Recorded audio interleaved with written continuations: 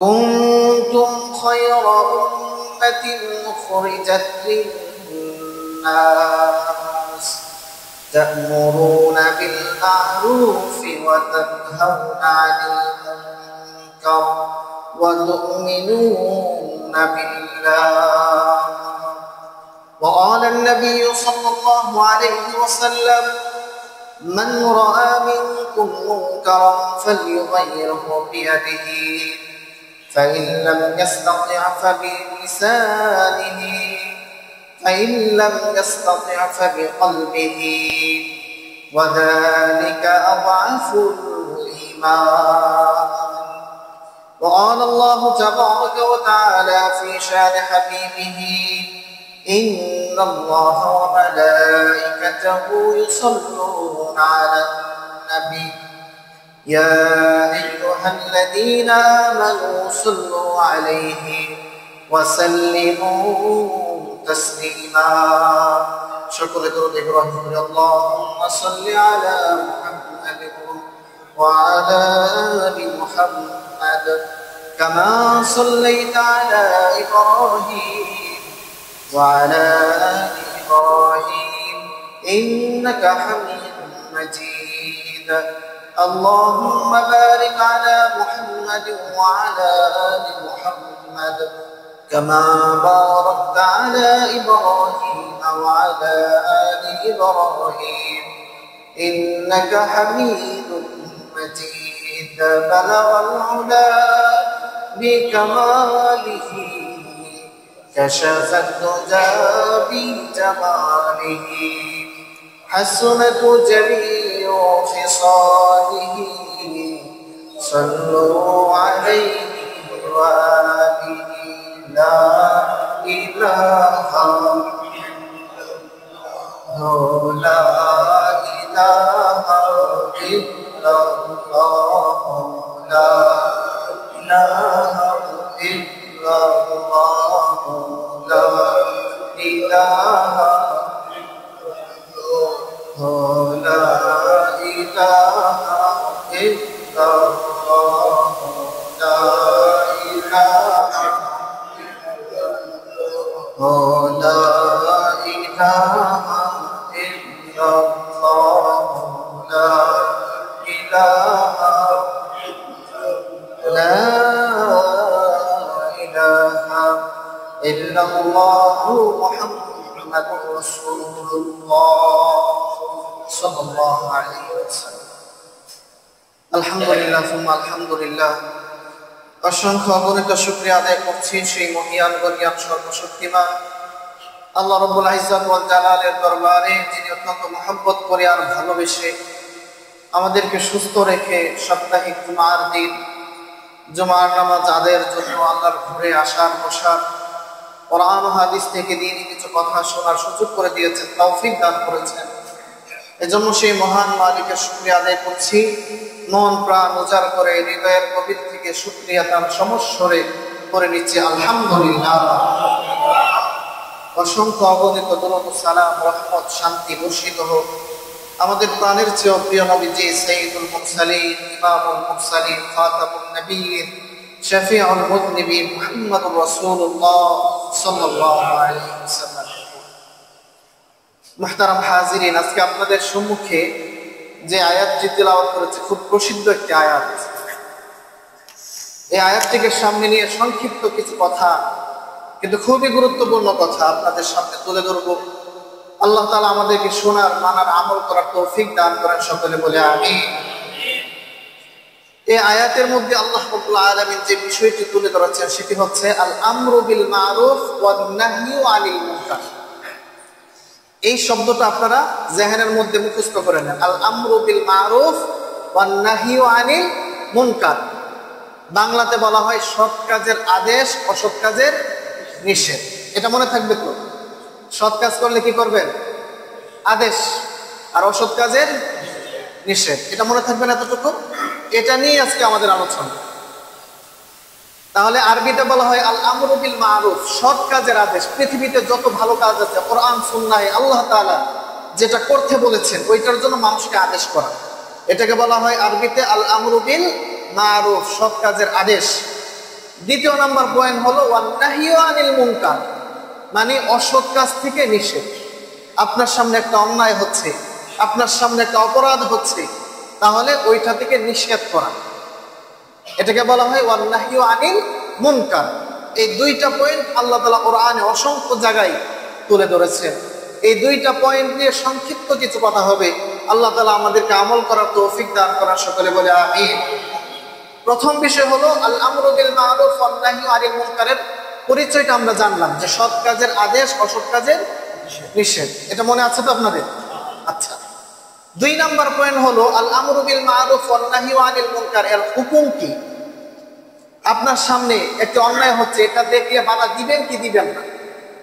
আপনার ভাই, আপনার ছেলে, আপনার মেয়ে, আপনার স্ত্রী নামাজ পড়ে না, রোজা রাখে না, হজ করে না, তাকে সৎ কাজের, নামাজের আদেশ, রোজার আদেশ, ভালো কাজের আদেশ করবেন কি করবেন না? এটার হুকুমটা কি? এটা কি ফরজ নাকি ওয়াজিব নাকি সুন্নত নাকি মুস্তাহাব নাকি করার দরকার নেই? এই বিষয়ে ইমাম নববী রাহমাতুল্লাহি আলাইহি, যিনি মুসলিম শরীফের জগৎ বিখ্যাত সরা লিখেছেন, তিনি বলেন যে আজমাআল উলামাউ আলা আন্নাহু, পৃথিবীর সকল উলামায়ে কেরাম ঐক্যমত্যে পোষণ করেছেন যে সৎ কাজের আদেশ এবং অসৎ কাজের নিষেধ করা এটা হচ্ছে ফরজে কিফায়া। এটা কি? ফরজে কিফায়া, মানে এটা ফরজ। সৎ কাজের আদেশ, অসৎ কাজের নিষেধ এটা করতেই হবে। এটা করা ছাড়া বিকল্প কোনো পথ নাই। আপনার সন্তান, আপনার স্ত্রী, তারা যদি অসৎ পথে চলে, সৎ কাজের আদেশ না করেন, এর জন্য আপনার পাকড়াওয়ের শিকার হওয়ার শাস্তি পরকালে আছে না নাই? নাকি এমনিতে বেঁচে যাবে? যারা দায়িত্বশীল তাদের উপর আদেশ এসেছে। রাসূল সাল্লাল্লাহু আলাইহি ওয়াসাল্লাম বলেছেন, কুল্লুকুম রাঈন ওয়া কুল্লুকুম মাসউলুন আন রাইয়াতিহি, পৃথিবীর মধ্যে যারা তোমরা অভিভাবক আছো, গার্ডিয়ান আছো, তোমরা হলো দায়িত্বশীল। অধীনস্থদের দায়িত্ব যদি ঠিকমতো পালন না করো, তাহলে তাদেরকে তো পাকড়াও করা হবে পরে, তার আগে যারা দায়িত্বশীল তাদেরকে আগে পাকড়াও করা হবে। বলি নাউজুবিল্লাহ। আমার ভাইয়েরা, এটা গেল সৎ কাজের আদেশ, এর হুকুম। দুই নাম্বার হলো সৎ কাজের গুরুত্ব কি, কেন করতে হবে? এই যে আপনাদেরকে বললাম সৎ কাজ করা ফরজে কিফায়া, এটা কেন বললাম? কোরআনে রব্বুল আলামিন বলেছেন, আল্লাহ রব্বুল আলামিন বলেন, ওয়ালতাকুম মিনকুম উম্মাতুন ইয়াদউনা ইলাল খায়র ইয়া'মুরুনা বিল মা'রুফি ওয়া ইয়ানহাউনা আনিল মুনকার। রব্বুল আলামিন বলেন, ও দুনিয়ার মানুষ শোনো শোনো, ওয়ালতাকুম মিনকুম উম্মাতুন ইয়াদউনা ইলাল খায়র, পৃথিবীর মধ্যে বিভিন্ন শ্রেণীর, বিভিন্ন ক্যাটাগরির মানুষ থাকবে, কেউ ভালো মানুষ, কেউ খারাপ মানুষ। মানুষের মধ্যে বিভিন্ন শ্রেণী বিভাগ থাকবে, বিভিন্ন দল থাকবে, বিভিন্ন গ্রুপ থাকবে, বিভিন্ন মানুষ নিজের জন্য, নিজের ভালো বাড়ি করার জন্য কাজ করবে। কিন্তু আমি আল্লাহ রাব্বুল আলামিন বলছি, এমন একটা দল, এমন একটা জামাত হওয়া চাই, যে জামাতটার কাজই হবে তারা মানুষকে সৎ কাজের আদেশ করবে আর অসৎ কাজ থেকে নিষেধ করবে। সৎ কাজের আদেশ করবে, অসৎ কাজের নিষেধ করবে, এরকম একটা জামাত প্রত্যেক যুগে হওয়া উচিত, হবেই। এই জামাতটা প্রতি যুগে ছিল, সব যুগে ছিল। আদম আলাইহিস সালাম থেকে শুরু করে কিয়ামত পর্যন্ত একটা জামাত থাকবে যারা কখনো বাতিলের কাছে মাথা নত করবে না, ঠিক কিনা? বাতিলের কাছে কখনো মাথা নত করবে না, এরকম একটা জামাত কিয়ামত পর্যন্ত পৃথিবীতে থাকবে। এই ঘোষণাটা কার? আরো জোরে বলতে হবে কার? কাজেই পৃথিবীতে হক নাই এ কথা বলার সুযোগ আছে? হকপন্থী একটা দল, একটা জামাত পৃথিবীতে সব সময় ছিল, এখনো আছে, কিয়ামত পর্যন্ত থাকবে। বলি না সুবহানাল্লাহ। তাদের পরিচয়টা কি? হকপন্থী জামাত। তাদের পরিচয় হলো একটাই, ইয়া'মুরুনা বিল মা'রুফ ওয়া ইয়ানহাউনা আনিল মুনকার। তারা যখনই মানুষকে পায় সৎ কাজের আদেশ করে, আর সমাজে যখন অন্যায়, অশৃঙ্খলা, বিশৃঙ্খলা তৈরি হয়, ইসলাম নিয়ে, মুসলমান নিয়ে, আল্লাহকে নিয়ে, কোরআনকে নিয়ে কেউ যখন বিশুদ্ধার করে, ইসলাম বিরোধী আইন করতে চায়, তখন ওই মানুষগুলো ওই সমস্ত অন্যায়কারীদের বিরুদ্ধে দাঁড়িয়ে যায়। বলি সুবহানাল্লাহ। সৎ কাজের আদেশ, অসৎ কাজ করলে লাভটা কি? রব্বুল আলামিন বলেন, দুনিয়ার জীবনে তোমাদের কাছে সফলতার বিভিন্ন মাপকাঠি হতে পারে, বিভিন্ন ধরনের সংজ্ঞা থাকতে পারে। কিন্তু আল্লাহ রাব্বুল আলামিন বলছেন যারা সৎ কাজের আদেশ করবে, অসৎ কাজ থেকে মানুষকে বারণ করবে, নিষেধ করবে,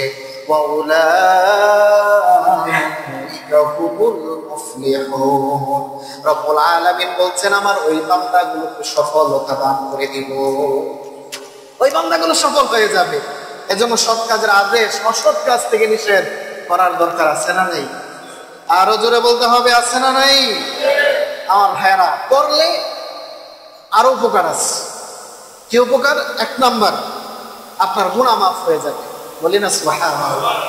আপনি একজনকে সৎ কাজের আদেশ করেছেন, অসৎ কাজ থেকে নিষেধ করেছেন, তাহলে কি হবে? আল্লাহ রাব্বুল আলামিন হাবিব সাল্লাল্লাহু আলাইহি সাল্লাম বলেন যে তোমার গুনাহকে আল্লাহ তাআলা মাফ করে দিবেন। বলি সুবহানাল্লাহ। আল্লাহর পয়গম্বর বলেন ফিতনাতুর রাজুলি ফি আহলিহি ওয়া মালিহি ওয়া ওয়ালাদিহি ওয়া জারিহি, একজন ব্যক্তির জানের উপরে, মালের উপরে, সন্তানের উপরে, প্রতিবেশীর উপরে শুধু ফিতনা আর ফিতনা, মুসিবত আর মুসিবত। আপনাদের প্রশ্ন হতে পারে হুজুর, পরিবারের মধ্যে অশান্তি, আমার মধ্যে অশান্তি, মানসিক অশান্তি, ফ্যামিলির মধ্যে অশান্তি, সমাজের মধ্যে অশান্তি, অশান্তি দূর হবে কিভাবে? আল্লাহ রাব্বুল আলামিন অশান্তি দূর করার জন্য আল্লাহর হাবিব সাল্লাল্লাহু আলাইহি সাল্লাম বলেন তুকাফিরুহাস সালাতু ওয়াস-সাওমু ওয়াস-সাদাকাতু ওয়াল আমরু ওয়ান-নাহয়ু।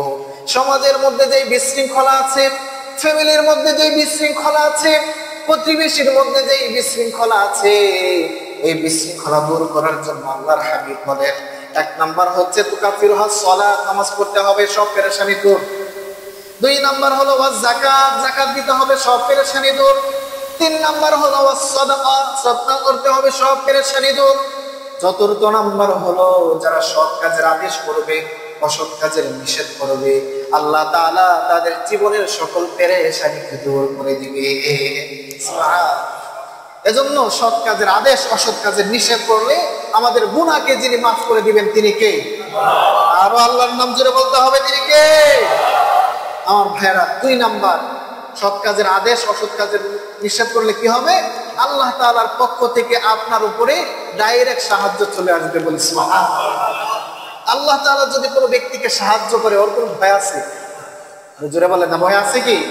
যেই ব্যক্তির জন্য আল্লাহ হয়ে যায়, আল্লাহ বলেন বান্দা তোমাকে সহযোগিতা করার দায়িত্ব আমি নিজে নিয়ে নিলাম, তুমি সৎ কাজের আদেশ, অসৎ কাজের নিষেধ করতে থাকো, তোমার কোনো ভয় নাই, কারণ আমি আল্লাহ নিজে তোমাকে সাহায্য করবো। বলি সুবহানাল্লাহ। রব্বুল আলামিন বলেন ওয়ালা ইয়ানসুরুল্লাহু মান ইয়ানসুরু ইন্নাল্লাহা লাকাওয়িয়্যুন আযীজ। রব্বুল আলামিন বলেন ও বান্দা, দুনিয়ার মধ্যে বিশৃঙ্খলা সৃষ্টি করার জন্য কিছু মানুষ আসবে, সমাজের মধ্যে ফিতনা ফাসাদ তৈরি করবে।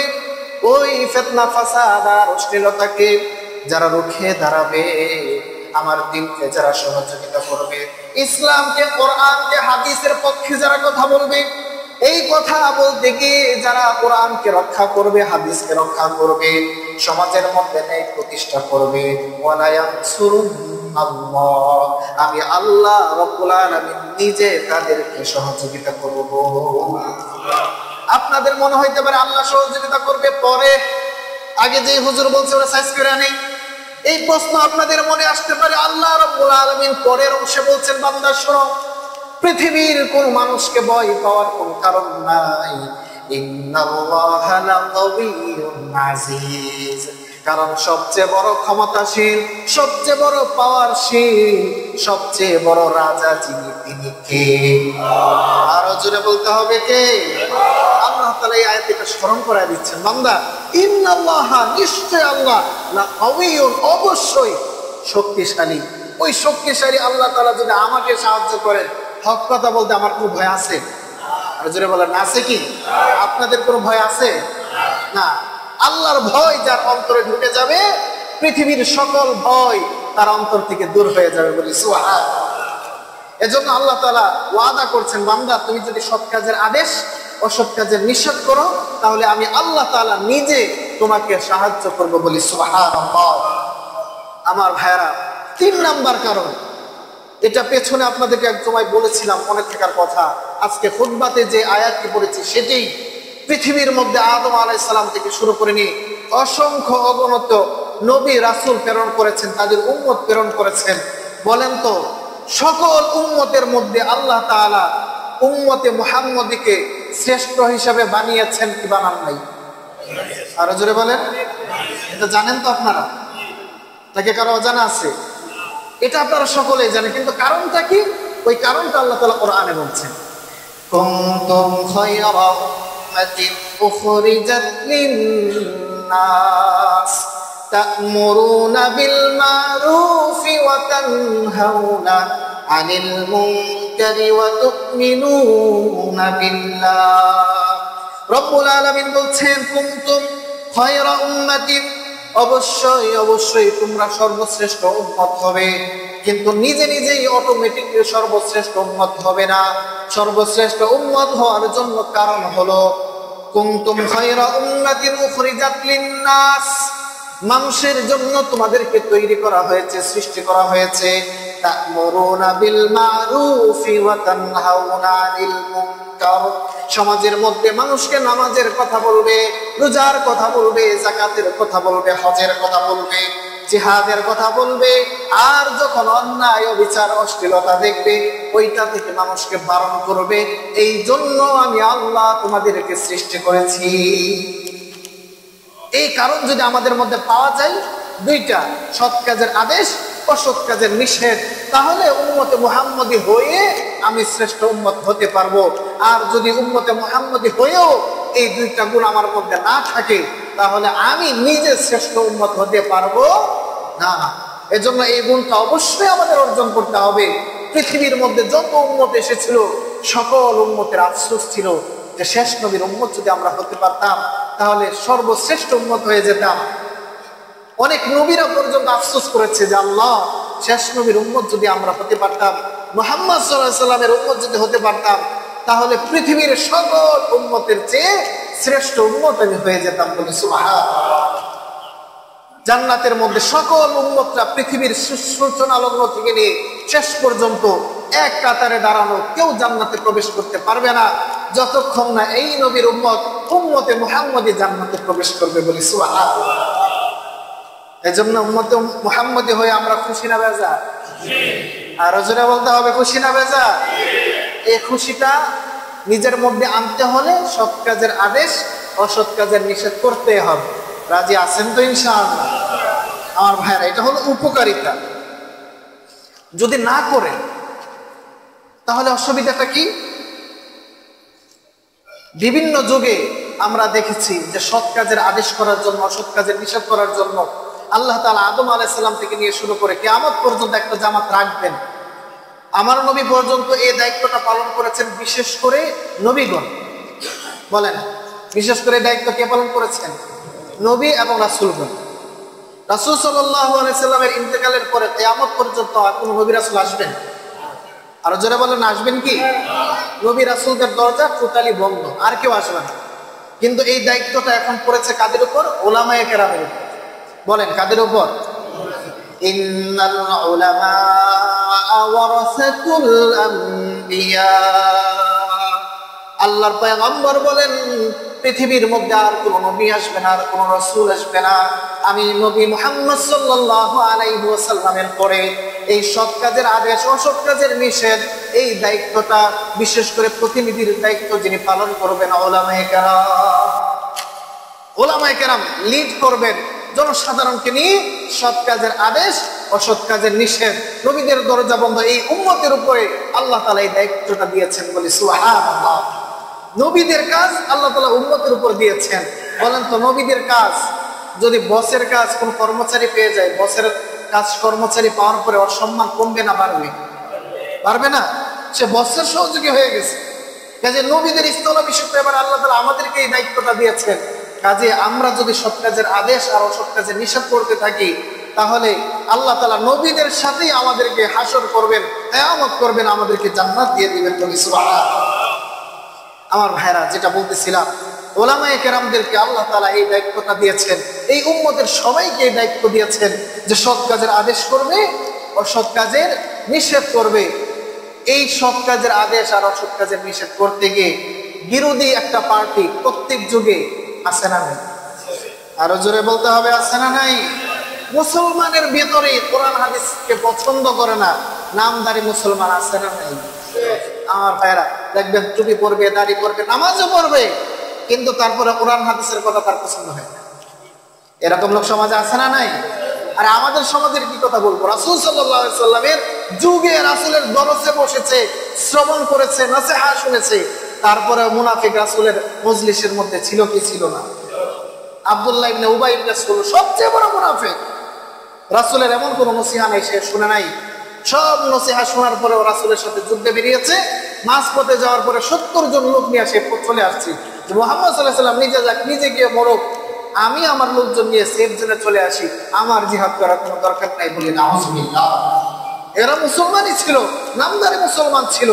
এইরকম মুনাফিক প্রত্যেক যুগে ছিল, এখনো আছে, কিয়ামত পর্যন্ত থাকবে। ঠিক কিনা বলেন? এই মুনাফিকদের চরিত্র রব্বুল আলামিন তুলে ধরেছেন কোরআনে। রব্বুল আলামিন বলেন মুনাফিক যারা, তাদের পরিচয়টা শোনো। আল মুনাফিকুনা ওয়াল মুনাফিকাতু বা'দুহুম মিন বা'দ। মুনাফিক যারা, তারা একজন আরেকজনের বন্ধু। মুনাফিক যারা, তারা দেখবেন একজন আরেকজনের বন্ধু।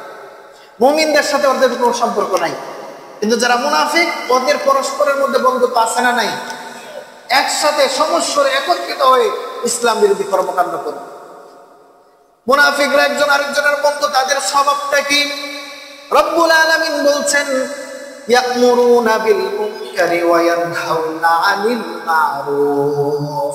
মুনাফিকদের স্বভাব হলো সমাজের মধ্যে তারা বিশৃঙ্খলা তৈরি করবে, সমাজের মধ্যে অশ্লীলতার প্রচার করবে, সমাজের মধ্যে ফিতনা ফাসাদ তৈরি করবে, মানুষের মধ্যে অন্যায় অপরাধের কার্যকলাপ ঘটাবে। ওয়া ইয়া'মুরুনা বিল মুনকারি ওয়া ইয়ানহাউনা আনিল মা'রুফ। আর সৎ কাজ থেকে মানুষকে নিষেধ করবে। এরকম মুনাফিক সমাজে আছে না নাই? আমার ভাইরা, মুনাফিকদের থেকে সাবধান থাকতে হবে। পক্ষান্তরে রব্বুল আলামিন মুমিনদের গুণাবলী আবার তুলে ধরেছেন। ওয়াল মুমিনুনা ওয়াল মুমিনাতু বা'দুহুম আউলিয়াউ বা'দ। আর মুমিন যারা হবে, যারা মুমিন হবে, ঈমানদার হবে, তারা পরস্পরের বন্ধু। যিনি ঘোষণা করেছেন তিনি কে? আরো জোরে বলতে হবে, তিনি কে? আল্লাহ রাব্বুল আলামিন বলছেন মুমিন যারা, ঈমানদার যারা, নামাজি যারা, রোজাদার যারা, হজ যারা পালন করে, আমি আল্লাহ রাব্বুল আলামিন ঘোষণা দিলাম মুমিনরা পরস্পরের বন্ধু। বলি সুবহানাল্লাহ। মুমিনরা পরস্পরের বন্ধু। আর মুমিনদের গুণাবলী কি? রব্বুল আলামিন মুনাফিকদের বিপরীতে মুমিনদের গুণাবলী বলছেন ইয়া'মুরুনা বিল মা'রুফি ওয়া ইয়ানহাউনা আনিল মুনকার। আর পক্ষান্তরে যারা ঈমানদার হবে, মুমিন হবে, আল্লাহওয়ালা হবে, ওই বান্দাগুলো মানুষদেরকে সৎ কাজের আদেশ করবে আর অসৎ কাজ থেকে নিষেধ করবে। সুবহানাল্লাহ। তাহলে আমার মধ্যে যদি গুণাবলীগুলো থাকে আমি মুমিন, আর যদি আমার মধ্যে আর বিপরীত থাকে তাহলে বুঝে নিতে হবে আমি মুনাফিক। কাজে মুনাফিক চিনাটা এখন কি কঠিন হলো না সহজ হলো? সমাজের মধ্যে যদি দেখেন কোন মানুষ কোরআন বিরোধী কথা বলে, হাদিস বিরোধী কথা বলে, সমাজের মধ্যে কোরআনের আইনকে পছন্দ হয় না, রাষ্ট্রীয়ভাবে কোরআনের আইন বাস্তবায়ন করতে তার ভালো লাগে না, নাম আবার মুসলমানের নাম, দাবি করে ঈমানদারের, আমি কসম করে বলতে পারি ঈমানের বিরুদ্ধে যাওয়ার কারণে, কোরআনের বিরুদ্ধে যাওয়ার কারণে, আইনের বিরুদ্ধে যাওয়ার কারণে ওই ব্যক্তির সাথে সাথে মুনাফিক হয়ে যাবে। ঠিক কিনা বলে? আমার ভাইরা, এজন্য সৎ কাজের আদেশ, অসৎ কাজের নিষেধ যারা করে তাদের সাথে আমরা আছি তো? বলেন না ইনশাআল্লাহ? আমার ভাইরা, এটা করতে হবে। পক্ষান্তরে যারা করবে না, এই যে মুনাফিক, তাদের জন্য পরকালে শাস্তি আছে না নাই? আরো জোরে বলতে হবে, আছে না নাই? আমার ভাইরা, রাসূল সাল্লাল্লাহু আলাইহি সাল্লামকে আল্লাহ তাআলা জানিয়ে দিয়েছেন, শুনুন হাবিব, ইন্নাল মুনাফিকিনা ফিদ দারকিল আসফালি মিনান নার। মুনাফিক যারা হবে, কাফেররা যে জাহান্নামে যাবে, ওই জাহান্নামের স্তর থেকে আরো গভীরে আল্লাহ তাআলা মুনাফিকদের জায়গা করে দিবেন। বলি নাউজুবিল্লাহ। কেন? কারণ সে মুমিন সেজে মানুষকে ধোঁকা দিয়েছে। এজন্য নামদারি মুসলমান আমার ভাইরা হলে চলবে না, প্রকৃত ঈমানদার আর মুমিন হতে হবে। রাজি আছেন তো ইনশাআল্লাহ? 2 নাম্বার, আমাদের সমাজে কিছু মানুষ আছে তারা নিজেদেরকে সুশীল দাবি করে। কি দাবি করে? এই নামটা শুনেন না আপনারা? সুশীল। সুশীলদের একটু পরিচয় দিই। যখন দেখবেন 2 গ্রুপে, হক বাতিল, বলেন তো রাত আর দিন, মাঝখানে কি আর কোনো নাম আছে? আর কোনো জায়গা আছে? হয়তো আলো অথবা অন্ধকার, মাঝখানে কোনো জায়গা আছে যে না হুজুর আলো আর অন্ধকারের মাঝামাঝি আরেকটা জায়গা আছে? নাই। হক বাতিল দুইটার যে কোনো এক পাশে আপনি থাকবেন। যদি ডানপন্থী থাকেন আপনি হক, কোরআন হাদিসের সাথে থাকলে হক, আর যদি এর সাথে না থাকেন বাতিল। স্পষ্ট ঘোষণা। সমাজে কিছু সুশীল আছে, ওরা বলে ওরা হকপন্থীদের সাথেও নাই, বাতিলপন্থীদের সাথে নাই, মাঝখান দিয়ে এসে বিভিন্ন চিন্তা বুদ্ধি, বিভিন্ন রকমের পরামর্শ মানুষদেরকে দিতে থাকে। এরকম মানুষ আছে না নাই? দেখবেন না মুমিন না মুনাফিক, মাঝখান থেকে বিভিন্ন রকমের বুদ্ধি মানুষদেরকে দিয়ে বেড়ায়, টকশোতে বৈশা বৈশা খুব বড় বড় লেকচার দেয়। আসলে ওদের ভেতরেও মুনাফিকই, ঠিক কিনা বলেন? কারণ বুদ্ধিজীবী যারা, সুশীল যারা, ওরা যেহেতু হকের সাথে নাই, হক ছাড়া যত ধরনের দল আছে, যত নামেই আসুক, ওরা সব হলো বাতিল, ঠিক কিনা বলেন? এই জন্য রব্বুল আলামিন বলেন কুল জাআল হক, ও নবী আপনি বলেন হক এসেছে, ওয়াজাআল বাতিল, আর বাতিল যারা আছে তারা পরিপূর্ণ হয়ে গেছে। ইন্নাল বাতিলা কানা যাহুকা, আর বাতিল যারা থাকবে বাতিলরা অবশ্যই পরাভূত হবে। বাতিলরা কোনো যুগে টিকতে পারে না, শেষ হয়েছে। প্রাথমিক অবস্থায় মনে হবে এত ক্ষমতা, এত পাওয়ার প্রতিপত্তি, এদেরকে মনে হয় ধ্বংস করা যাবে না। কিন্তু আল্লাহ তাআলা যখন মুমিনদেরকে নুসরত দেন, মুমিনদেরকে সহযোগিতা করেন, আল্লাহর আযাব আর গজব যখন চলে আসে, ওই বাতিলরা এক সেকেন্ডও টিকতে পারে না, ঠিক কিনা বলেন? আমার ভাইরা, এজন্য সুশীল হওয়া যাবে না। সুশীলদের একটু উদাহরণ দিই, আপনাদের বুঝতে সুবিধা হবে। দাউদ আলাইহিস সালামের নাম শুনেছেন আপনারা? কথা বলেন না, শুনেছেন না? আল্লাহ তাআলা ওনাকে এত চমৎকার কণ্ঠ দিয়েছিলেন, কোরআন তেলাওয়াত করলে সমুদ্রের মাছ পর্যন্ত নদীর তীরে এসে ওনার কোরআন তেলাওয়াত শ্রবণ করতে বলি আল্লাহ। আমার বন্ধুগণ, দাউদ আলাইহিস সালাম তার উম্মতদেরকে বললেন, ও আমার উম্মতেরা শোনো, রব্বুল আলামিন তোমাদের জন্য শনিবারটাকে ইবাদতের দিন হিসাবে নির্ধারণ করে দিয়েছেন। এই শনিবারে কোনো ধরনের মাছ শিকার করবা না, এটা নিষেধ। এই নিষেধটা কে করেছেন?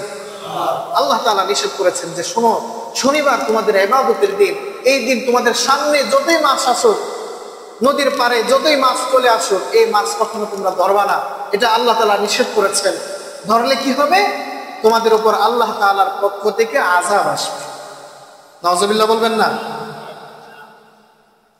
আল্লাহ তাআলার পক্ষ থেকে আযাব আর গজব আসবে। যখন দাউদ আলাইহিস সালাম এই কথা বললেন, ওই যে সুশীলদের একটা শ্রেণী তারা দাঁড়ায় গেছে। দাঁড়ায় কি বলতেছে? وَإِذْ قَالَتْ أُمَّةٌ مِّنْهُمْ لِمَ تَعِظُونَ قَوْمًا اللَّهُ مُهْلِكُهُمْ أَوْ مُعَذِّبُهُمْ عَذَابًا شَدِيدًا। ওই সুশীল সমাজ দাঁড়ায় গেছে, দাউদ আলাইহিস সালামকে বলতেছেন, ও নবী দাউদ, আপনি বলেছেন যারা শনিবারে মাছ ধরবে তাদেরকে আল্লাহ তাআলা আযাব আর গজব দিয়ে ধ্বংস করে দিবে। তাহলে আল্লাহ আযাব আর গজব দিয়ে তাদেরকে ধ্বংস করলে আল্লাহ করবে, মাঝখান দিয়ে আপনি এসে নিষেধ করার কে? নাউজুবিল্লাহ বলবেন না? কি বলতেছে? মাঝখান দিয়ে আপনি এসে ওদেরকে নিষেধ করার কে? গজব দিয়ে আযাব দিয়ে ধ্বংস করবে আল্লাহ, মাঝখান দিয়ে আপনি এসে নিষেধ করার কে? এই প্রশ্নটা যুগে যুগে আলেমদেরকে, উলামায়ে কেরামকে, নবীদেরকে যারা করে তারা হলো সুশীল, তারা হলো বাতিল, তাদেরকে আল্লাহ তাআলা আযাব আর গজব দিয়ে ধ্বংস করে দিবেন, ঠিক কিনা বলেন? এরকম প্রশ্ন করার লোক সমাজের মধ্যে আছে না নাই? দেখবেন যখন হুজুররা, উলামায়ে কেরাম কোনো বিষয়ে ডাক দেয়, কোন কথা বলে, আরে হুজুররা বেশি বুঝতে চায়, হুজুররা বেশি কথা বলে, এ কথা কেন বলে, এটা কেন করবে? আল্লাহ তাআলা নিজেই তো দায়িত্ব নিচ্ছেন এটা করবেন, আল্লাহ তাআলা নিজেই তো দায়িত্ব নিয়েছেন ইসলামের হেফাজত করবেন, তাহলে হেফাজতে ইসলামের আবার কি দরকার? এরকম প্রশ্নকারী সমাজে আছে না নাই? আমার ভাইরা, যুগে যুগে এটা ছিল, এই যুগে না, সব যুগেই ছিল। দাউদ আলাইহিস সালামকে প্রশ্ন করলেন, নবী দাউদ, আপনি বলেছেন আল্লাহ আযাব আর গজব দিয়ে ধ্বংস করে দিবে, তাহলে এই মানুষগুলোকে এসে আপনি নসিহত কেন করছেন, নিষেধ কেন করছেন, তাদেরকে ওয়াজ নসিহত কেন করতেছেন? আল্লাহ ধ্বংস করে দেয়। তাহলে এই সুশীল গুলো আপনাদের কল্যাণ চাই না ধ্বংস চায়?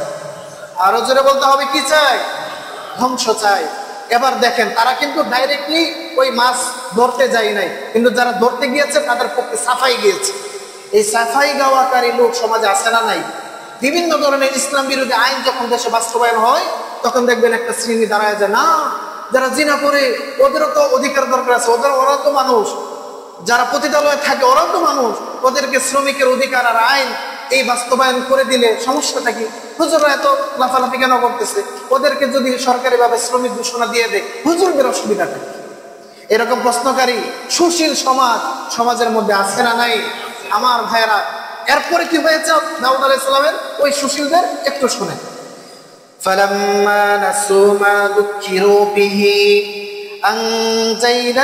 আনজাইনাল্লাযীনা, আল্লাহ রাব্বুল আলামিন বলছেন, যারা আল্লাহর নবী দাউদ আলাইহিস সালামের ওই আদেশকে ভুলে গিয়েছে, যে নসিহত করেছিল, ওই নসিহতকে যারা ভুলে গিয়েছে, অমান্য করেছে, আল্লাহ রাব্বুল আলামিন যারা সৎ কাজের আদেশ করেছিল, নিষেধ করেছিল, দাউদ আলাইহিস সালাম তার উম্মতদেরকে বাঁচিয়েছেন।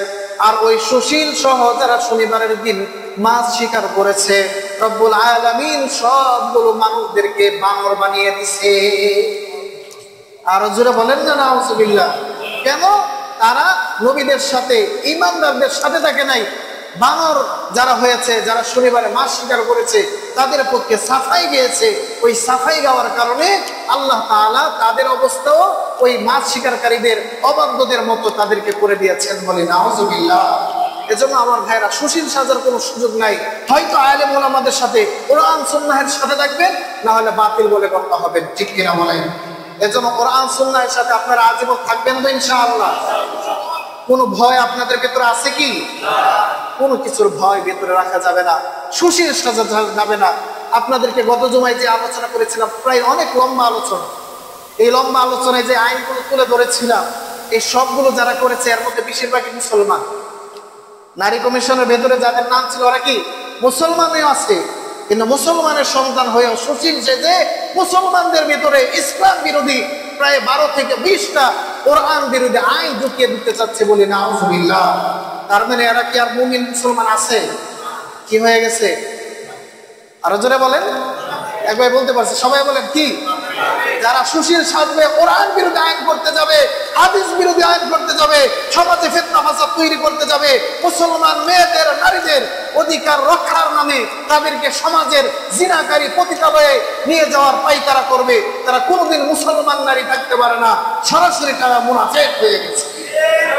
আমার ভাইয়েরা, ওরা খুব লম্বা লম্বা কথা কয় যে আমরা কি নারীদের বিপক্ষে বলতেছি, আমরা নারীদের পক্ষে বলতেছি, নারীদের অধিকারের কথা বলতেছি।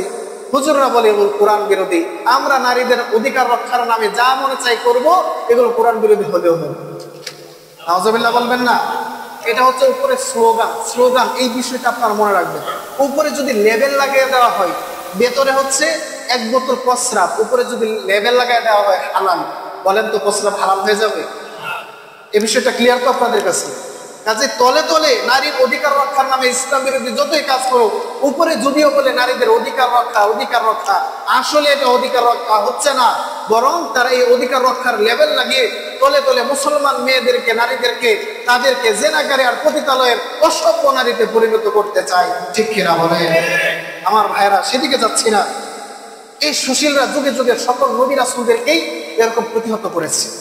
কারণ ইমানদার যারা, সমাজের যারা আল্লাহওয়ালা, তাকওয়ালা, মুত্তাকি, যারা মুমিন, তারা নবীদের সাথে ছিল, কিন্তু স্বাভাবিকভাবে তারা থাকে একটু দুর্বল।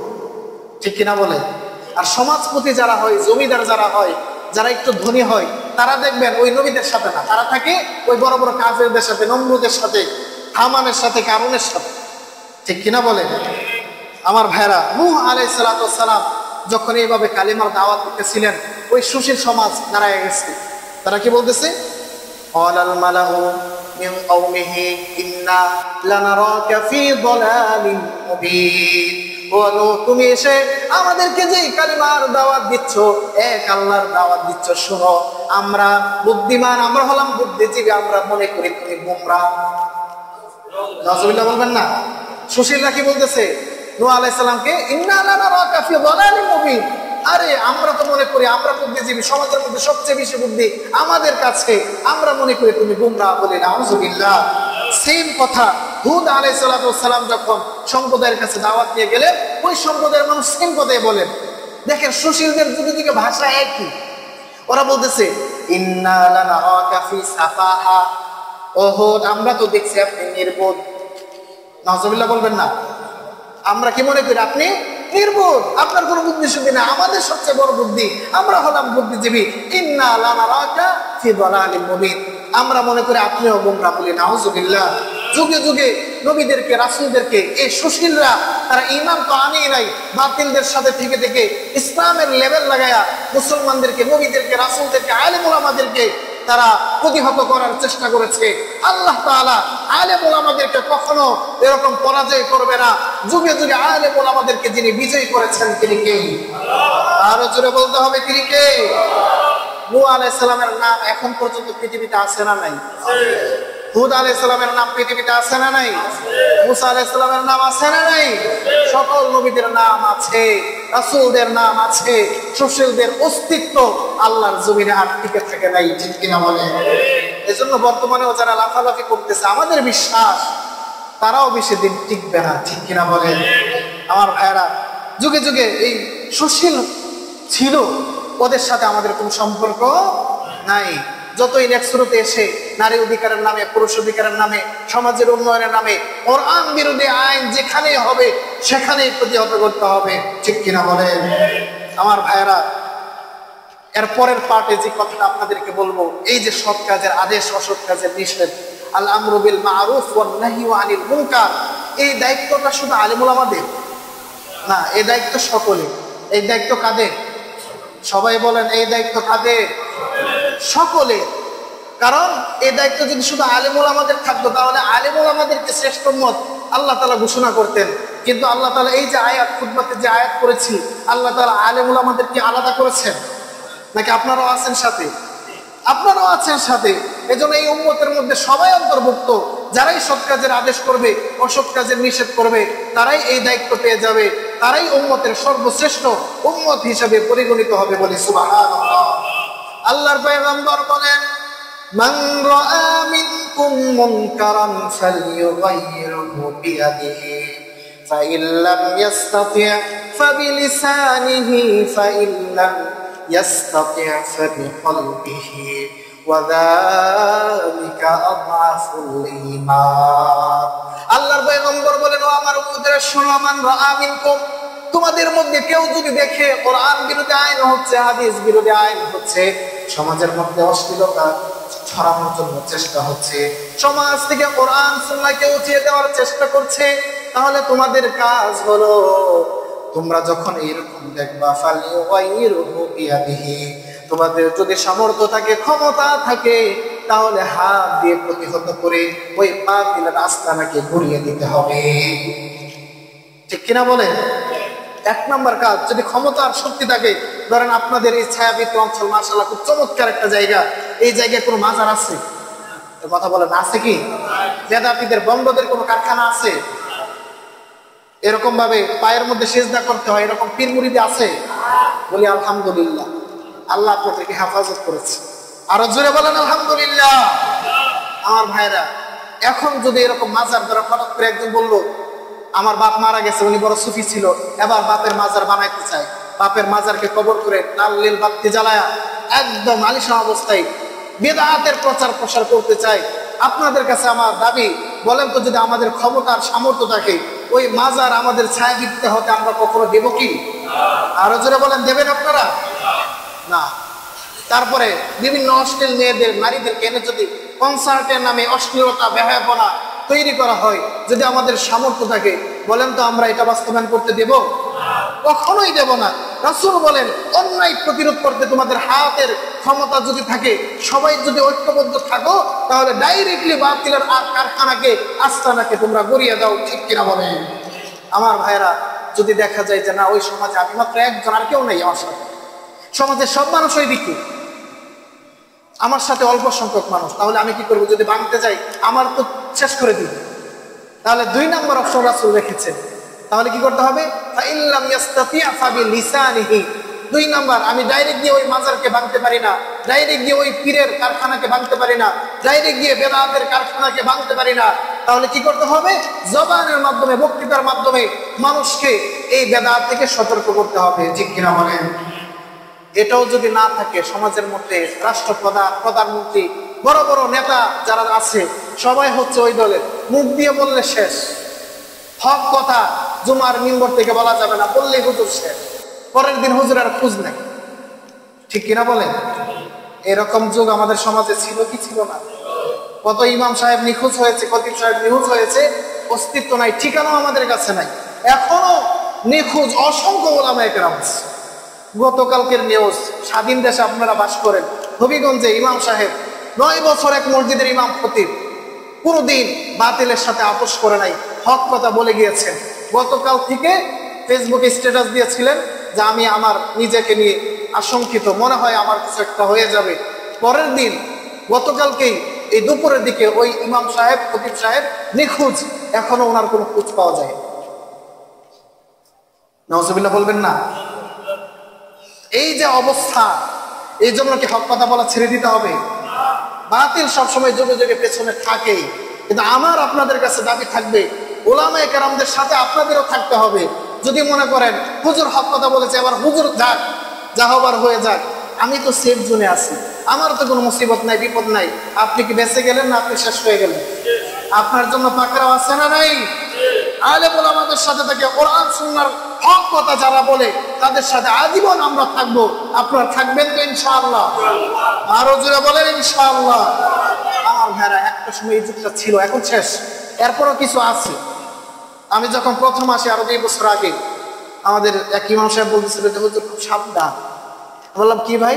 যার সকলের লিস্ট, সাভারে আমাদের 1 নং ওয়ার্ডে প্রায় 25টা মসজিদ আছে।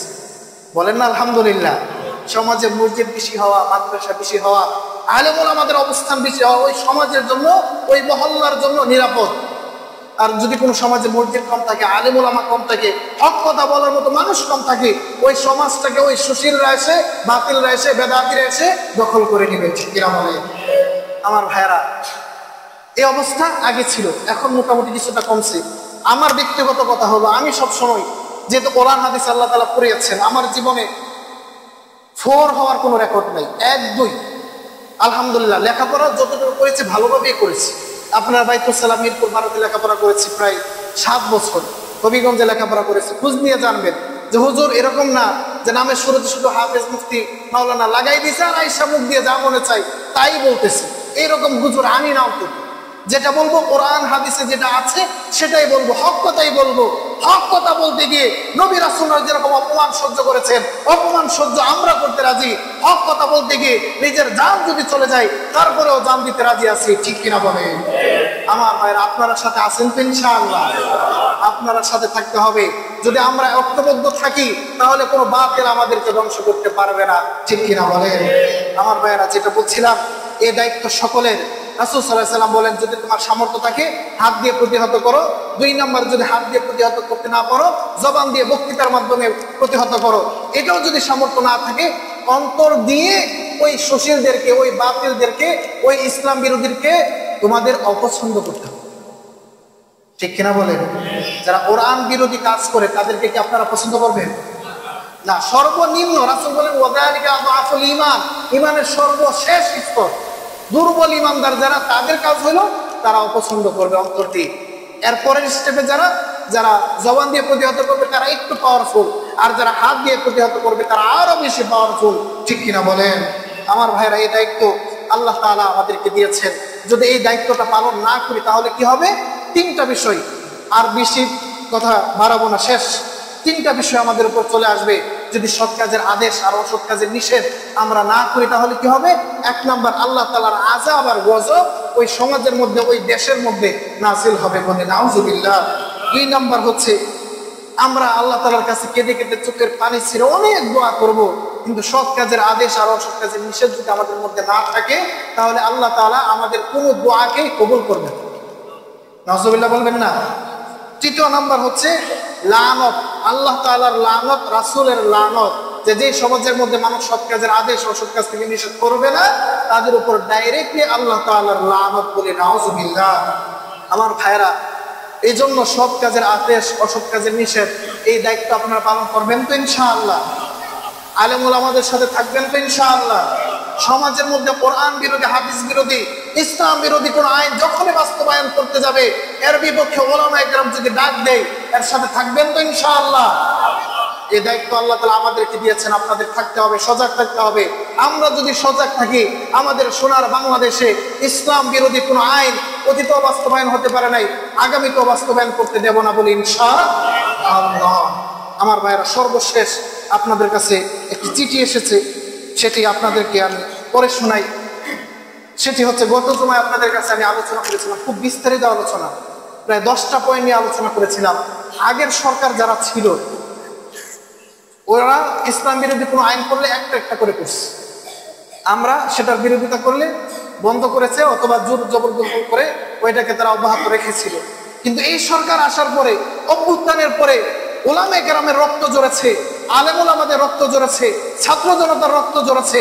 এইরকম ভালো সরকার আসার পরেও যদি আমাদের দাবির প্রেক্ষিতে সরকার আসার পরে এই সরকারের ছত্রছায়ায় যদি ইসলাম বিরোধী একটা নয়, দুইটা নয়, 10 থেকে 15-20টা আইন যদি বাস্তবায়ন করতে চায়, বাংলার মুসলমান তা কখনো মেনে নেবে না। ঠিক কিনা বলেন? আমার ভাইয়েরা, 10টা বিষয় তুলে ধরেছিলাম, আরো বহু বিষয় আছে। এই বিষয়গুলো যেন সরকার অতি দ্রুত বাতিল করে, নারী সংস্কার কমিশন যেন বাতিল করে, এই দাবি আমাদের মসজিদ থেকে, বাগদা সাহাবিতি মসজিদ থেকে আমরা জানাতে চাই। আমার সাথে আপনারা সকলে একমত আছেন তো ইনশাআল্লাহ? আরো জোরে বলেন ইনশাআল্লাহ। আজকে সারা বাংলাদেশের সকল মসজিদ থেকে এই আহ্বান সকল মুসলমান ভাইদের কাছে, যে আপনারা এটার প্রতিরোধ জানাবেন, যে যেভাবে পারেন সেভাবে, লিখে, বক্তৃতার মাধ্যমে। আর আগামীকালকে আমরা একটি আয়োজন করেছি বাংলাদেশ হেফাজতে ইসলামের পক্ষ থেকে। এই নাম শুনেছেন তো আপনারা? এটা কোনো রাজনৈতিক দল না। মসজিদের মধ্যে রাজনৈতিক কথা বলা যাবে না, ওয়াজ মাহফিলেও রাজনৈতিক কথা বলার জায়গা নয়। রাজনৈতিক বিভিন্ন দল আছে, আছে না নাই? তাদের পক্ষ থেকে কোনো কথা আমি পর্যন্ত বলি নাই, ভবিষ্যতেও বলবো না। কারণ রাজনীতির সাথে যারা জড়িত আছে, রাজনীতির আলোচনা মসজিদের বাহির। ঠিক কিনা বলেন? মসজিদের ভিতরে কোন রাজনীতির আলোচনা আছে? রাজনৈতিক পরিচয় আছে? মসজিদের ভিতরে এসে আপনার রাজনৈতিক পরিচয় দিতে পারবেন না। যদি ভিতরে এসে বলেন, হুজুর আমি এমন দলের লোক, ওই দলের লোক, ওই দলের লোক, আমি আপনাকে চিনি না, আমি একটা হিসাবেই চিনি, আপনারা যারা আমার সামনে আছেন সকলে হলেন আমার দ্বীনি ভাই, আমার মুসল্লি। ঠিক কিনা বলেন? আর আল্লাহ তাআলা বলেন, যারা মুসল্লি হবে, মুসল্লি যারা, এই উপাধি যারা ধারণ করবে, আমি আল্লাহ তাআলা নিজে দায়িত্ব নিয়ে তাদেরকে জান্নাত দিয়ে দেব। সুবহানাল্লাহ। এজন্য এই মুসল্লি যারা, তাদের কাছে আমার দায়িত্ব হেফাজতে ইসলাম, ইসলাম বিরোধী আইন যখন করবে তখনই তারা দাঁড়িয়ে যাবে। এটা কোনো রাজনৈতিক সংগঠন নয়। এখানে দেশের সকল আলেম ওলামা, সকল ঘরানার আলেম ওলামা সবাই এটার সাথে জড়িত। ওনারা আগামীকালকে ডাক দিয়েছে, সরকার এতদিন সহজে মানে নাই। আমরা সরকারকে দাবি জানিয়েছিলাম যে অতি দ্রুত এটা একটা সমাধান করেন, আপনারা আমাদেরকে জানান যে আমরা এটা অতি দ্রুত বন্ধ করব বা সংস্কার করব। কিছুই জানাই নাই। এই জন্য আগামীকালকে 3 মে শনিবার সকাল 9টায় সোহরাওয়ার্দী উদ্যানে ইসলামী মহা সম্মেলন হবে বলে আলহামদুলিল্লাহ। সেখান থেকে ওই যে 10টা বিষয় গত জুমায় আলোচনা করেছিলাম, আজকে বলার সুযোগ নাই, যে তারা অনেকগুলো বিষয় তুলে ধরেছে। সবগুলো বিষয় একটাও রাখা যাবে না। কোরআন বিরোধী একটা আইনও এই সংস্কার কমিশনে রাখা যাবে না। ঠিক কিনা বলেন? আমরা এটা উদাত্ত আহ্বান জানাবো, একটাও রাখতে পারবেন না। এই কমিশনটাকেই বাতিল করতে হবে। ঠিক কিনা বলেন? এটার জন্য এই দাবি নিয়ে আগামীকালকে প্রায় 50 লাখের উপরে মুসলমান সোহরাওয়ার্দীতে একত্রিত হবে বলে আলহামদুলিল্লাহ। এতটুকু আমাদের প্ল্যান আছে, আরো বেশি হবে। সাভার থেকে প্রায় 300 বাস যাবে। যারা যেতে চান সবার কাছে আমার উদাত্ত আহ্বান থাকবে, যাদের সুযোগ আছে। অনেকের তো অফিস আদালত সব বন্ধ আগামীকালকে, যাদের সুযোগ আছে আপনারা সাভার থেকে বাস যাবে, আমাদের সাথে যোগাযোগ করলে আপনাদেরকে যাওয়ার ব্যবস্থা করা হবে। যারা যেতে পারবেন না, সব জায়গা থেকে আমাদের এই অবস্থান, মন থেকে ওই নারী সংস্কার কমিশনে যারা আছে, ইসলাম বিরোধী যারা কাজ করবে, তাদের প্রতি ঘৃণা আছে না নাই? আমার ভাইয়েরা, আগামীকালকের এই সমাবেশ সফল হোক, সার্থক হোক। এখানে অনেকগুলো দাবি আগামীকালকে জানানো হবে, যে নারী বিষয়ক সংস্কার কমিশনের কোরআন ও সুন্নাহ বিরোধী যে প্রতিবেদন তারা দিয়েছে পুরোটাকেই বাতিল করতে হবে। 2 নম্বর, দেখেন গত জুমায় একটু টাচ দিয়েছিলাম আপনাদেরকে, যে বলেছিলাম পৃথিবীতে মুসলমানের সকল কাজ যার নামে শুরু হবে তিনি কে? এখন এই সংসদের মধ্যে আল্লাহ তাআলার নাম আগে ছিল, এই নামটা এই আগের সরকার এসে তারা বাতিল করে দিয়েছে, যে না, আল্লাহ তাআলার নাম দিয়ে সংবিধানের কোনো কিছু শুরু হতে পারে না। আমরা আগামীকালকে এই দাবিটা জানাবো, যে সংবিধানে বহুত্ববাদের পরিবর্তে আল্লাহর উপর পূর্ণ আস্থা ও বিশ্বাস এবং আল্লাহ তাআলার নাম দিয়ে সংসদের অধিবেশন শুরু করার যেই ব্যবস্থাপনা ছিল, সেটাকে আবার সঠিক করতে হবে, সেটাকে আবার জারি করতে হবে, ঠিক কিনা বলে? 2 নাম্বার, আপনারা জানেন সকলেই আলেম ওলামাদের উপরে যে পরিমাণ নির্যাতন আর নিপীড়ন বিগত আমলে হয়েছে, এই পরিমাণ নির্যাতন মনে হয় ওই যে ব্রিটিশদের পরে আর কখনো হয়নি, ঠিক কিনা বলেন? আমার ভাইরা, এই আলেম ওলামারা এখনো নিখোঁজ আছে, অনেকেই গুম আছে, অনেকের উপর মিথ্যা মামলা আছে, এগুলো বাতিল করতে হবে। তারপর হচ্ছে সর্বশেষ, আপনারা অনেকেই জানেন যারা অনলাইনে অ্যাক্টিভ আছে, ফিলিস্তিনের অবস্থা ভালো না, ভারতের অবস্থাও ভালো না। ওয়াকফ আইন বাতিল করে সেখানে মুসলমানদের মসজিদগুলো মাদ্রাসাগুলো ধ্বংস করে দেওয়া হচ্ছে। বাংলাদেশি মুসলমান তারা না, ভারতের স্থায়ী বাসিন্দা, ওদেরকে বাংলাদেশি বলে ধরে ধরে ওই মেয়েদেরকে, নারীদেরকে তুলে নিয়ে যাওয়া হচ্ছে, ধর্ষণ করা হচ্ছে, বলে নাউজুবিল্লাহ। আমার ভাইদেরকে, বোনদেরকে, বাবাদেরকে এরকম ভাবে ধরে নিয়ে এই হিন্দু উগ্রবাদীরা তারা এরকম কিছুদিন আগে দেখলাম গলা কেটে জবাই করে দিচ্ছে, বলি নাউজুবিল্লাহ। আমার ভাইয়ের এগুলোর আমরা প্রতিবাদ জানাবো, এবং ইসলাম বিরোধী যে আইন যখন যেখানেই যেই সরকারি করো, যেই স্রোতেই করো, চাই সে যত ভালো সরকারি হোক না কেন, আমরা উদাত্ত আহ্বান জানাবো। ডক্টর ইউনূস, ওনার প্রতি আমাদের শ্রদ্ধা আছে, কিন্তু উনি যদি ইসলাম বিরোধী কোন আইন করতে যায়, বাংলার মুসলমানের বিন্দু পরিমাণ শ্রদ্ধা তিনি পাবেন না, ঠিক কিনা বলে? আমার ভাইয়েরা, সর্বশেষ আপনাদের কাছে আমার উদাত্ত আহ্বান, এই ফিতনা ফাসাদের জমানায় আপনারা 5 ওয়াক্ত নামাজি হয়ে যান, তাকওয়াবান হয়ে যান, নিজের জীবনে ঈমান আকীদা বাস্তবায়ন করেন, তাহলে দেখা যাবে আমার ঈমান আকীদা যদি ঠিক হয়, তাহলে আমি হক কথা বলতে বুকে সাহস পাবো। আল্লাহ তাআলা আমাদেরকে সব ধরনের ইসলাম বিরোধী কর্মকাণ্ড থেকে হেফাজত করুন, সকলে বলে আমিন। আল্লাহ তাআলা এদেশের মুসলমানদেরকে, এদেশের ভূখণ্ডকে, বাংলাদেশের স্বাধীনতা সার্বভৌমত্ব থেকে রক্ষা করুন, সকলে বলে আমিন। ওয়া আখিরু দাওয়ানা আলহামদুলিল্লাহি রাব্বিল আলামিন। যারা